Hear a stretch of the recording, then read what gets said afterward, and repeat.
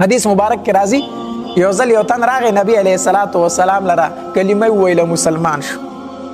دا د بنو سلیم قبیلې کس و، د بنو سلیم قبیلې سړی راغی مسلمان شو. نبی علیه الصلاة والسلام ترنه تپوس وکړو وی ای زما ملګريه دا راته ووایه مالي حالت دې څنګه دی، څه پیسې میسې لري که نه لري؟ هغې کس ورته وویلو وی د الله پاکه پیغمبره زما د قبیلې 3,000 خلک دی. زما په قبیله کې څومره خلک دی؟ زما په قبیله کې 3,000 خلک دی او په هغې 3,000 خلکو کې د ټولو نه خوار او غریب ځای ما، په ټوله قبیله کې کمزور او غریب ځای ما. نبی علیه الصلاة والسلام ورته وفرمیل ښه. صحابه کرام یې ناست وو خواته.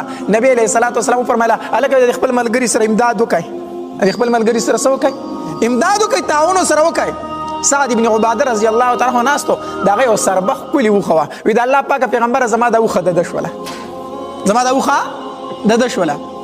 علي رضی الله تعالی عنه ناست دی، ځان ته یې وکتل څه شی نشته دی، څه شی ورسره شته دی نه.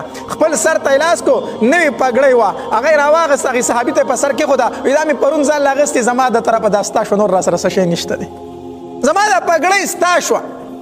نبی علیه الصلاة والسلام سلمان فارسی رضی الله تعالی عنه فرمایل وی سلمانه ستاسو د ملګري خو سورلی مو شوله، پګړۍ مو شوله، خو د لرې نه راغلی څه د خوراک انتظام خو ورله وکړې، که زمونږ کره خو کور څه شی نشته دی.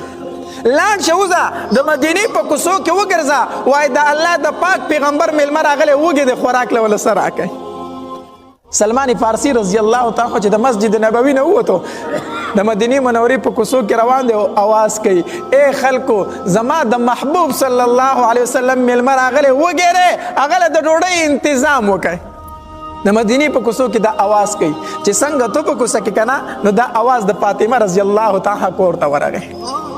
هغې په کور کې دا آواز واورېدو چې بار د کوڅې نه آواز راغی چې د دواړو جهانو د سردار میلمه دی وږی دی، د هغه له د ډوډۍ انتظام پکار دی. فاطمه رضی الله تعالی د دنې نه آواز وکړو وی ودرېږه زما د دروازې نه لاړ نه شي، زما په دروازه کې ودرېږه. سلمان فارسی رضی الله تعالی په کوڅه کې ودرېدو، د دنې نه ورته آواز وشو وی څوک یې؟ وی زه غلام سلمان فارسی یم، زه سلمان فارسی غلام یم.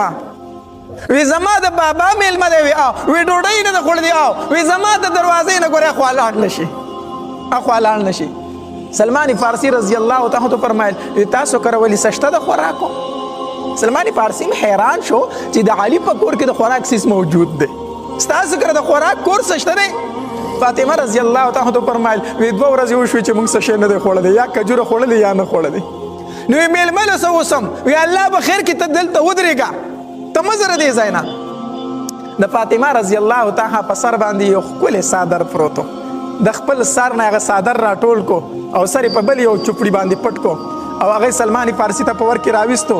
وی دا څادر والا او زمونږ د دې کور نه یو 2-3 کوره اخوا لاړ شه، دغلته یو یهودي دی شمعون تېنه نوم دی، شمعون یهودي تېنه نوم دی، هغه د خلکو نه نغدې پیسې مالي او څیزونه هم ګاڼه کوي.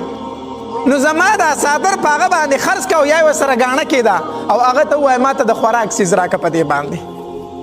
سلمان فارسی رضی الله تعالی عنه د سترګو نه اوښکې روانې شوې، څادر ته یې لاس نه کو. فاطمه زه ستا څادر نشم خرڅولی، زه ستا څادر نشم خرڅولی. فاطمه رضی الله تعالی عنه فرمایل سلمان دا زما حکم دی، دا به منې، دا زما حکم دی. سلمان فارسی رضی الله تعالی عنه په ډکو سترګو باندې د هغې څادر راواغستو او شمعون یهودي لی وړو. نو چې شمعون یهودي لی وړو هغه ته یې څادر کېښودو، وی دا والا او موږ له په دې باندې د خوراک څه شیزونه راکړه، موږ له پې د خوراک څښاک څه سیز راکړه، کجوري راکړه، وړه راکړه. نو شمعون یهودي چې څادر اوچت کو او داسې پوزې ته یې نږدې کو، وی څومره ښایسته خوشبویي ترې رانه راځي، دا څادر دی د چا؟ دا خو چېرته د ډېر غټې کورنۍ نه دا څادر راغی، دا څادر د چا دی؟ سلمانه دا خو راته ووایه که نه. سلمان فارسی چې سترګې اوچتې کړې د سترګو نه یې اوښکې روانې شوې، شمعون یهودي ته وی دا د دواړو جهانو د سردار د لور د سر څادر دی، دا د فاطمه د سر څادر دی. وی ولې خرڅوي؟ خرڅوي یې ولې؟ وی خرڅوي ځکه چې د هغې د پلار میلمه راغلی دی او وږی دی او د هغې په کور کې د خوراک څه شی نشته دی. هغه وایي چې شمعون نه دا څادر ورکړه خو د خوراک څه شی پې ماله راوړه. شمعون یهودي چغې کړې، وی فاطمه ته وایه چې د شمعون په دکان کې ستا د څادر قیمت نشته. د شمعون یهودي دومره طاقت نشته دی چې د فاطمه د سر څادر واخلي. او ما نن سار تورات تلاوت کو خو زه اوسه پورې په تیارو کې پروت وم. په هغې کې اوله خبره ماله دا راله چې د آخرې زمانې د پیغمبر نښه دا ده چې د هغه د خاندان خلک به دومره صحیح وي، دومره سخاوت به پکې وي چې په خپله ګېډه باندې به یې ګټې تړلي خو بل ته به ورکړه کوي. دا د سید او د میا په کار دا ده چې ځان ته میا وي، سید وي، چې په ده کې سخا هم موجود وي. دا د نبي علیه الصلاة والسلام د خاندان صفت دی. ګورې وی ما په تورات کې دا ولوستلو چې د نبي علیه الصلاة والسلام د خاندان خلکو به په خپله ګېډه پورې ګټې تړلي خو غریب ته به ورکړه کوي. وی زه در اوسه پورې په تیارو کې وم، فاطمه ته وایه څادر دې واخله او دا خوراک دا کجوري والا دا وړه والا د هغې کری اوسه او دا ورله ورکه. خو فاطمه ما ته پته ده چې دا هسې نه قبلوي، دا هسې نه قبلوي. خو فاطمه ته به ووایي چې ستا د سر د څادر دا برکت دی چې شمعون وایي زه ځم ستا په بابا باندې ایمان راوړم، زه پې کلمه هم وامه، دا ځکه زما نه قبول که، زه زما کلمه وامه، زه ایمان راوړم، ځکه ورته ووایه چې دا ګورې زما نه قبول که خامخه. فاطمه رضی الله تعالی عنها بیا داسې ژوند کړی د علي رضی الله تعالی داسې ژوند یې کړی دی، داسې ژوند